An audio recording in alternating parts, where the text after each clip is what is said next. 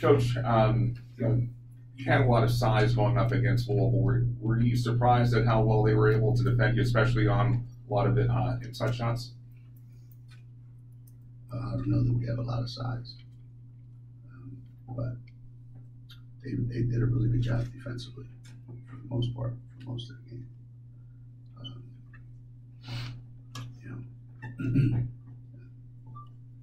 There was a stretch in the third quarter where I thought,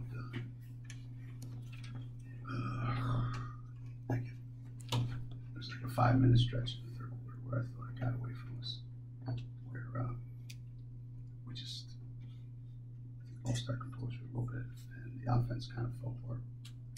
And we made a lot of mistakes tonight defensively, and they took advantage of every one of them. Every time we made a mistake tonight, they got a bucket. That's a credit to them. I mean, they played well. They shot the ball well. They haven't. Asia didn't play. Made big buckets for them. It's not so many how many you make, but you make big ones. And they had a lot of kids step up and make shots that don't normally make those shots. And that's what you need in big games like this, for people to play above, where they normally play. Although I had a couple kids do that. Dana Evans in particular may have been one of those kids you were talking about. What was she doing tonight that was so hard for you guys to stop? What happens when you have a kid like Asia Durr, if you're not careful, you spend a lot of time trying to figure out how to keep her from getting shots that a lot of other people end up wide open. And it's unfortunate, but it happens. And that's always a dilemma for every coach that's coaching against a team that has somebody like that. Do you spend all your energy trying to guard one player and leave everybody else and hope that they play their normal game? Or do you just let their best player get 35 or 40 and don't guard anybody? I mean, make sure the other guys don't score. So,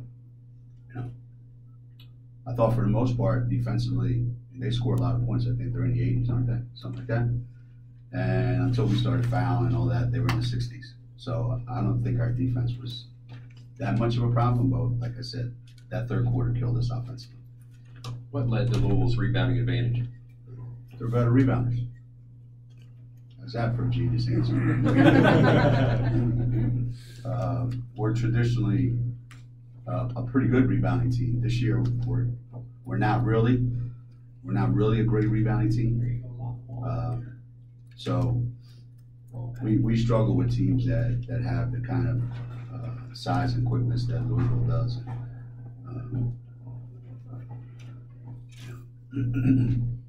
We don't get a lot of offensive rebounds, and I bet you, they got 35 defensive rebounds. Well, shit, we missed a lot of shots. They better get a lot of them. Geno, for those of us who follow you, we'll lump together the Baylor and Louisville games. Yeah. Did you see anything better from 4 weeks ago when you were down at Baylor? And what were the disappointments from tonight from, the obvious, and can you win without Kristen Williams not playing great? I mean, every team needs everybody on board, right? If you're going to win the big games on the road, you need everybody not just to play well, but you need some kids to play better than well. And we didn't have enough contributions from enough people. And I thought we were way better than we were in the Baylor game tonight. But that 5-minute stretch in the third quarter, we looked just like we looked against Baylor. So we went from looking like that for 20 minutes to looking like that for 5 minutes. So we made some progress since that game.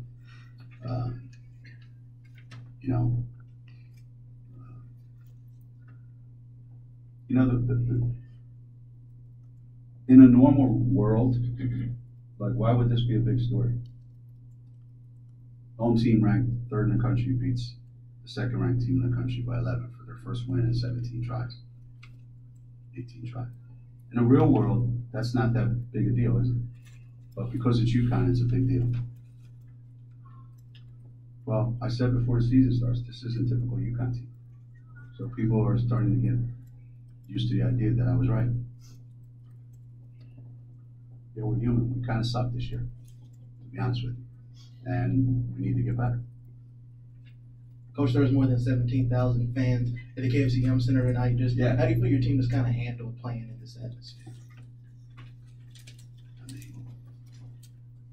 mean, we played in a lot of big places. Did we handle it great? I don't know. We're down 1 at halftime. And we had a 5-minute stretch where we were lousy. I don't think the crowd had anything to do with it. You know, could put 25,000 in there and take out Asian third, we would have won by 30. Jeff Wells was grateful for your being here, this post-game show. You're a program that doesn't have to go on the road and play these high-risk games. Why do you do it? I do it so that I'm trying to increase the chances that we lose, because we win too much and it doesn't help us to win that much. And it doesn't help us get better. It used to be that kids were so competitive and they were so driven to win that you didn't have to worry about that stuff. In today's world, kids aren't motivated by much. So you're trying to put them in situations where they have to struggle to win. So our schedule's even worse next year. It's even harder next year. So yeah, I want them to grow. I want them to get better. I want them to see what it feels like to have, you know, the things that you want to try not work. The things that always work not work. You got to figure out a different way to do it. I don't think we should shy away from that just because we want to protect that record. I mean, we've been doing this for as long as I've been coaching. You know, how many places can I take my team where there's a good chance we're going to lose? Because then if we beat that team, then that's a hell of a win. And that's the way we've always operated. So I'm probably the least surprised person when we lose these games. I'm like, okay. Like you said, I'm sorry. Where are you? Down here in front. Like you said, people do consider it a big deal, you know, to beat UConn. Sure. And you being friends with Jeff for so long. I mean, can you appreciate what this means to him Sure. that finally, after 14 tries, Absolutely. got the best of you? 17.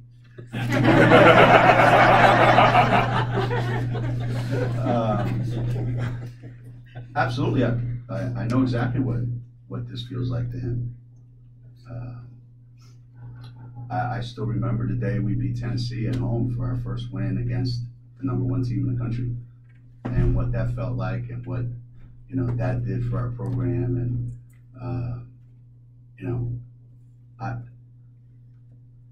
mean, these people that follow us on a regular basis, I tell them all the time, you know, every team's biggest crowd is when we come to town. It's unusual when it's not, okay? The best thing that could happen when that happens is the home team wins.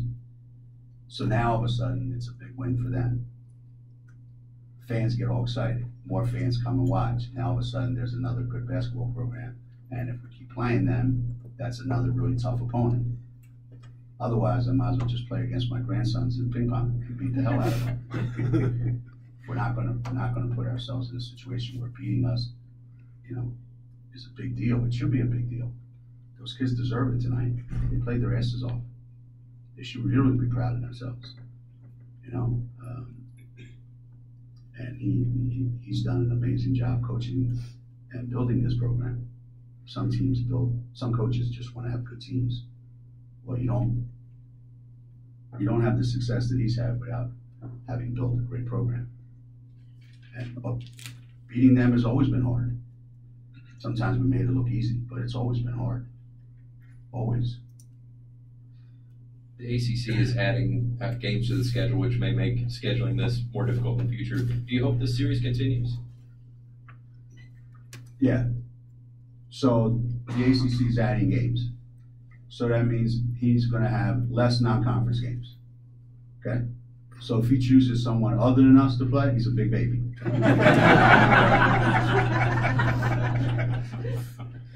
Because he's gonna have to play somebody, right? Unless he wants to quit after his first win. And then tell me all summer I won the last one. That's what I did with my son. First time he beat me 1-on-1. I said, that's it, I'm done. 2,172-1. I'm done. Considering your familiarity with Jeff and the Louisville program, is this Jeff's best team that he's had, or? I don't think so. I don't think so. He's had some great teams here. I thought the Angel McCautry team was really, really good. You know, the team that when they beat Baylor and went to the Final Four, I thought that was a really good team. But this team plays really well together, and they have a lot of the pieces that you need.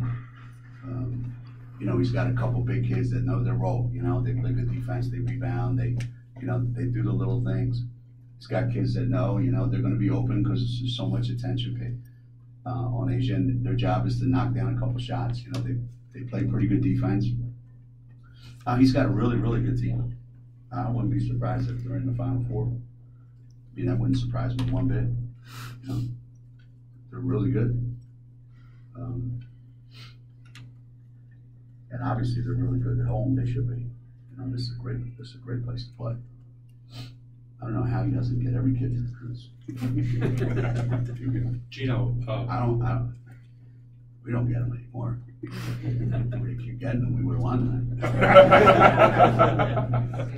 Yeah. Geno, Yeah. I think the last time you lost more than one game in a season was 2013. You ended up beating these guys for the national championship. You lost 4 games that year. What do you, from a point right now, this late in the season, what do you want to do most to close the gap to be able to win a national championship? What's the biggest challenges right now? Well, the interesting thing is that this is one of those years where how big is the gap really? You know, it seems to me that like 1, 2, 3, 4, 5, 6 maybe. I don't know, wherever they put Notre Dame recently, where they 5, 6, I don't know. So if you go by the polls, there's not a really big gap between 1, 2, 3, 4, 5, 6. So it's not like you got to do a lot to close the gap, but there's some things we got to fix within our own team, and they all popped up in those 5 minutes, you know, in the third quarter, and all the defensive assignments that were missed. You know, can you fix those? You know, you like to think that you can, but other people are going to keep getting better too. So it's not like we're the only ones that are going to improve. You know, when we were head and shoulders better than everybody else, I knew they could never catch us because we kept getting better and they kept getting better, and the gap always stayed the same. Now the gap isn't so wide between everybody, but still, if we keep working and get better, they're going to get better too. So it might just be getting the right team at the right time in the right environment and see where you can go. But now we got a lot of things missing if you're talking about a national championship team. There's a lot of things missing on our team that maybe we can fix. Some years you can. Some years you just can't fix it. And we've got about a month to figure that out. Okay. Excuse me. Yeah. A few times earlier this year, you kind of wondered aloud how your players would react in those trying stretches, kind of like the third quarter tonight. Yeah. You said, will they kind of look at everyone else and say, who's going to do it? I'm not ready to do it. You know, is that what you're sensing in some of these trying stretches? And is there one takeover player that you're hoping emerges? Yeah, we don't have that person. Yeah. You know, and that's the reality. And I think in the Baylor game and tonight during those stretches, there was a couple guys on our team that they wanted to be that person and tried to do it by themselves, and they're just not good enough to do it. They're not. And then you saw the last 3 minutes of the game. The last 3 minutes of the game, 2.5, 3 minutes, whatever. That was probably the best we've looked in a long time against this kind of competition. Those last 3 minutes, we were really, really good.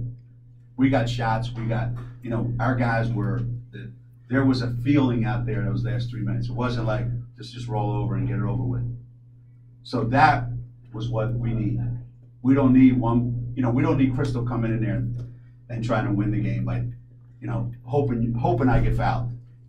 You know, we don't need Feast, you know, to try to be superwoman. That's not who she is. Or Lou, all of a sudden I want to be the best post-up player in the country, you know, and try to score. Lou, we just ran something different and got a bucket. I wanted you to run again. I know, but I thought we should have done this. Okay. What do I know? I've only been doing this 40 years. So I think we learned those last 3 minutes that, no, we can't. And there's nothing wrong with that. There's nothing wrong with that. It's tough to accept, maybe, for them, that one of them can't just take over and do it, but that's not who we are this year. That's not who we are.